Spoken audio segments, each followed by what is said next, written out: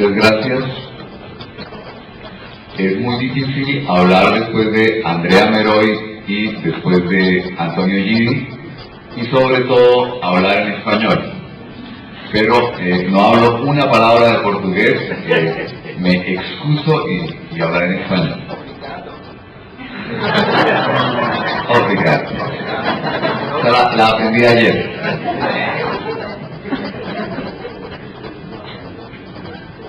Lo esencial, lo particular de la acción colectiva es que le permitimos a una persona obrar a nombre de otras sin que tenga poder.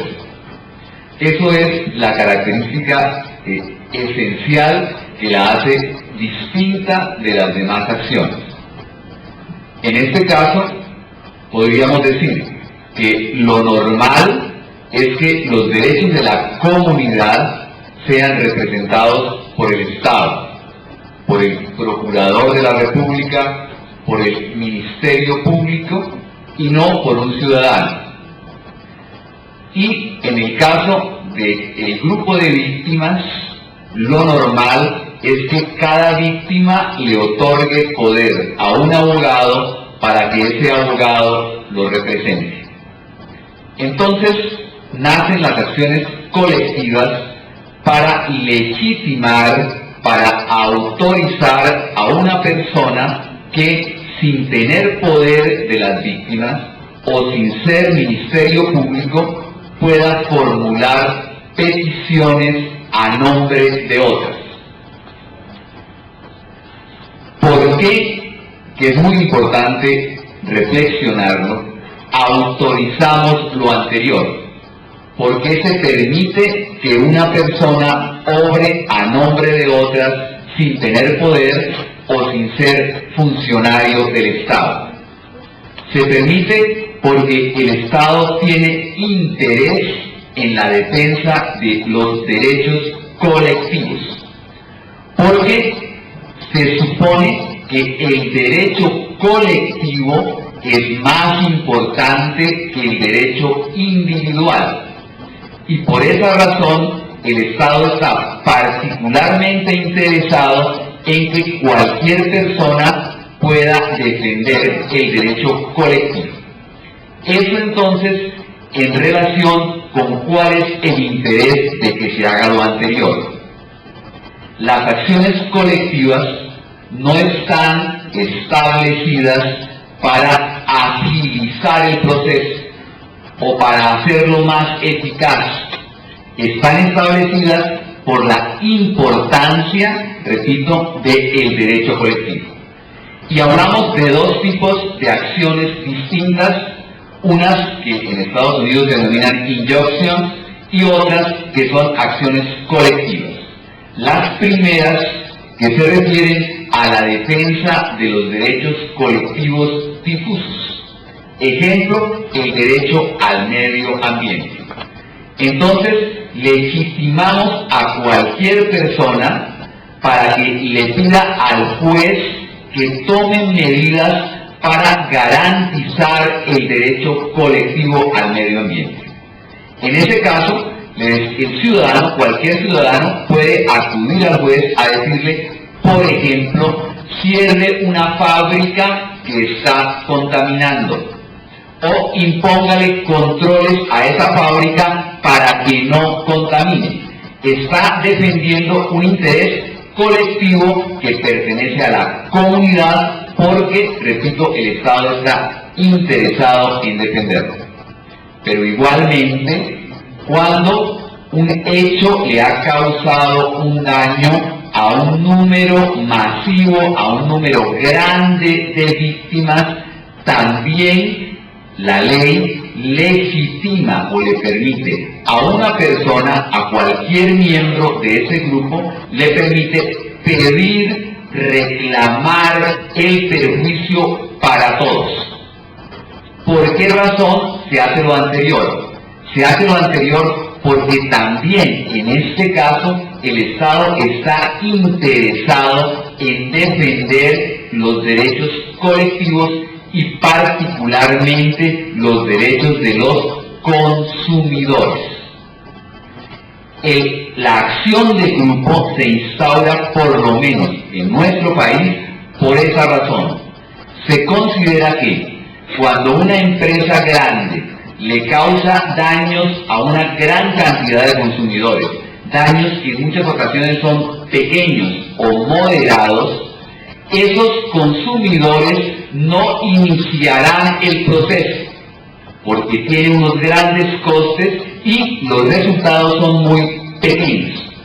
Por esa razón, se permite que una persona reclame para todos, con lo cual una empresa sabrá que no puede causar pequeños daños a los consumidores y cambiará su manera de actuar. Eso es lo que persigue la acción colectiva en materia de daños.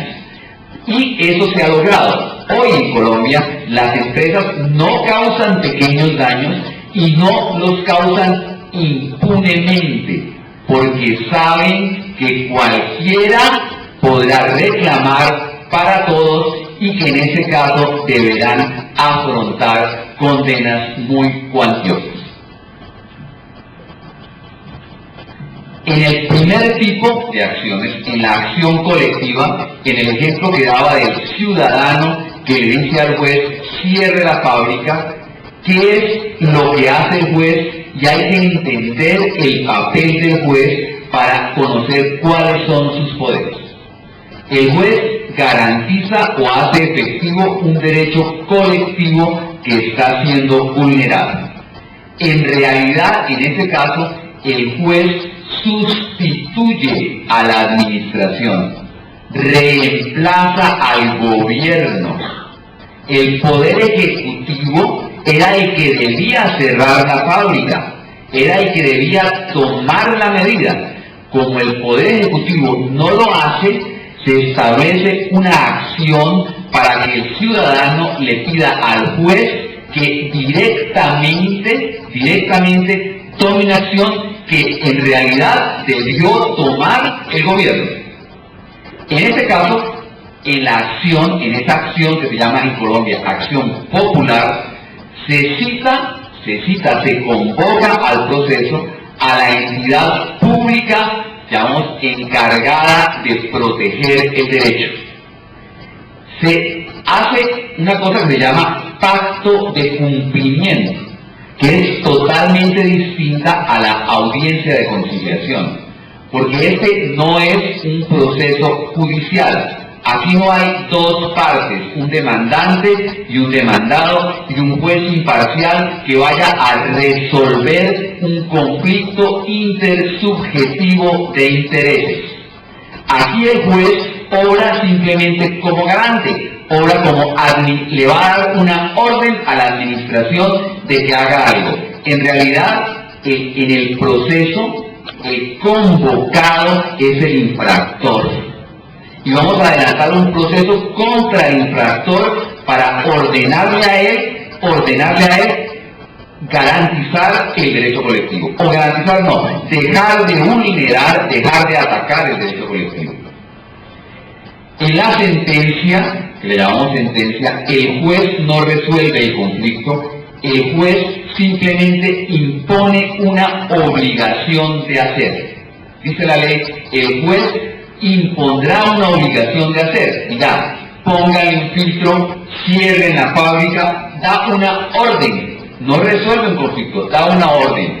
Y dice la ley que se conforma un comité de verificación para determinar o para hacerle seguimiento al cumplimiento de la orden que ha dado el juez.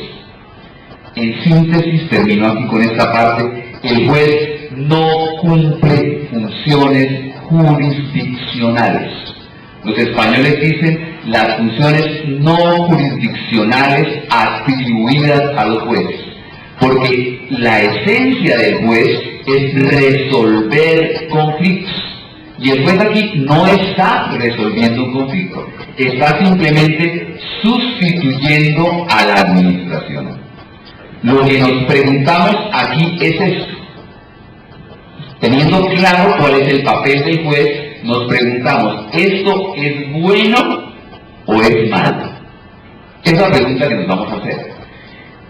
Vamos a dar, y tal vez empezaría por decir las cosas buenas que en Colombia ha tenido, porque no puedo empezar por decir las cosas malas. Obvio que ha tenido muchas cosas buenas, porque la administración es ineficaz, es corrupta, y hay muchos jueces que han ordenado cosas efectivamente buenas. Han ordenado descontaminar ríos, han suspendido contratos donde hay corrupción, porque, ojo, dentro de los derechos colectivos no solo está el derecho al medio ambiente, está el derecho al patrimonio público, el derecho a la moralidad administrativa, que permite a cualquier ciudadano solicitarle al juez que garantice la vigencia de tales derechos. Entonces, repito, hemos logrado cosas buenas con el juez sustituyendo a la administración. Lo que nos preguntamos ahora es lo siguiente: en una justicia congestionada, donde los jueces no han sido capaces de resolver los procesos, donde tienen miles y miles de procesos esperando sentencia, será bueno darle otra función al juez que no le corresponde. Primera pregunta. Segunda pregunta, ¿es mejor el gobierno de los jueces? ¿Los jueces tienen capacidad para sustituir a la administración? En Colombia, obvio, en Colombia han ordenado construir puentes, han ordenado, los ejemplos de aquí, han ordenado plazas de mercado, establecimientos carcelarios, plantas de tratamiento, canales de aguas lluvias. Han decidido muchas cosas que le corresponde al administrativo o al ejecutivo. Por ejemplo, el sistema de transporte en Bogotá. Fue un juez el que decidió si se aplicaba una restricción vehicular o no, y no el alcalde, que era el que tenía que hacer un estudio muy detenido del tema. Pero les doy un ejemplo pequeño. Un tribunal en Colombia suspendió el procedimiento de estudio del Tratado de Libre Comercio con los Estados Unidos porque estaba afectando derechos colectivos. Entonces la pregunta es, ¿hasta dónde vamos a ir con un poder del juez que sustituye la administración y hasta dónde es idóneo hacerlo?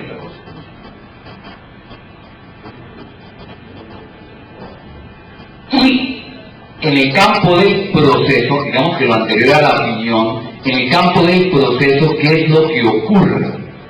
Lo que ocurre obviamente es que aquí en la acción popular, en muchos eventos, sufre o se afecta el derecho del demandado, o el que hemos llamado presunto vulnerador, porque la academia nos impone pensar no solo en la defensa del medio ambiente, sino en garantizar el debido proceso del dueño de la fábrica. ¿De acuerdo?